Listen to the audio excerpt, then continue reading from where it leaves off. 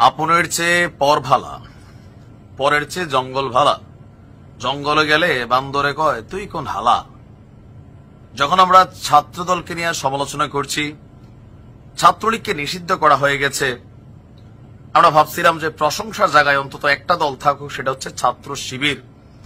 এত বছর ধরে মজলুম, কিন্তু ক্ষমতা এখনো ঠিক মতো আসে নাই, তার আগেই গুন্ডামি শুরু হয়ে গেছে ছাত্র শিবিরেরও। আপনি মতের বিরুদ্ধে কথা বলবেন, আপনারে রোমে ঢুইকা পিটাবে, মারবে।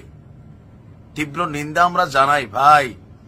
তাহলে ছাত্রলীগের আর দোষ কি? আপনারা তো এখনো সুযোগ পান নাই, তার মানে শুরু হয়ে যাবে রক্কাটাকাটির খেলা। কারণ আপনার মতের বিপরীতে আরেকজন বক্তব্য দিচ্ছে, ফেসিবাদী আইকন শুরু হয়ে গেছে আমাদের অনুধাবন না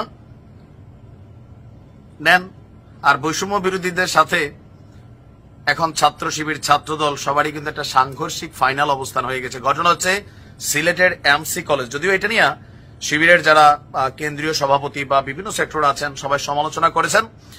সিলেটের এমসি কলেজ বিশ্ববিদ্যালয়ের ছাত্রাবাসে মিজানুর রহমান রিয়াদ নামক এক শিক্ষার্থীকে মারধরের অভিযোগ উঠেছে শিবিরের বিরুদ্ধে। গতকালকে রাতে এই ঘটনা ঘটেছে।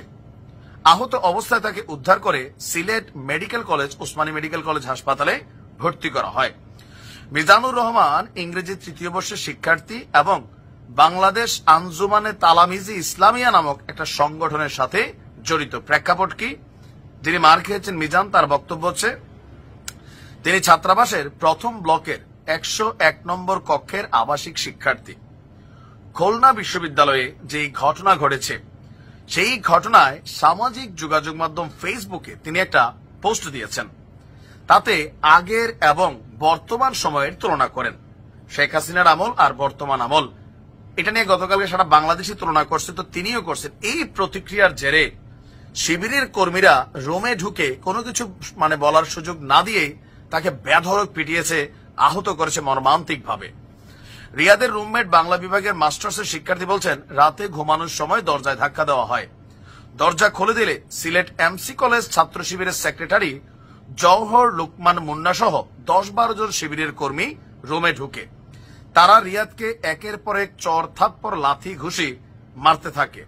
এক পর্যায়ে পাশের রুম থেকে রড নিয়ে রুমে প্রবেশ করে নাজমুল এবং সালমান। রিয়াদের রুমমেট জুনায়েদ এগিয়ে এলে তাকেও মারধর করে রুমের বাইরে বের করে দেওয়া হয়। দরজা লাগিয়ে রড দিয়ে বেধড়ক পিটানো হয় রিয়াদকে।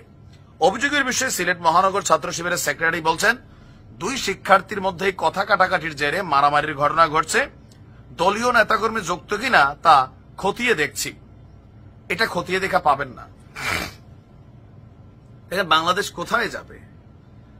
3 দিন আগে মজলুম, এখন অত্যাচারিতে পরিণত হয়ে গেছে। ছাত্রদলের অবস্থা মোটামুটি বিভিন্ন জায়গায় সেম।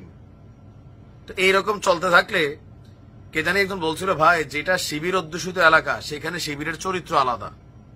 তার মানে ঘটনাটা সত্য নাকি?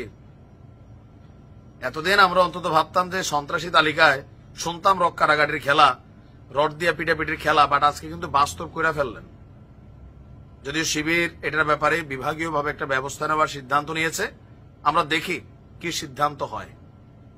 বাট বিষয়গুলো দুঃখজনক, অন্তত শিবিরের পোলাবেন থেকে আমরা এটা আশা করি নাই। ভালো থাকুন।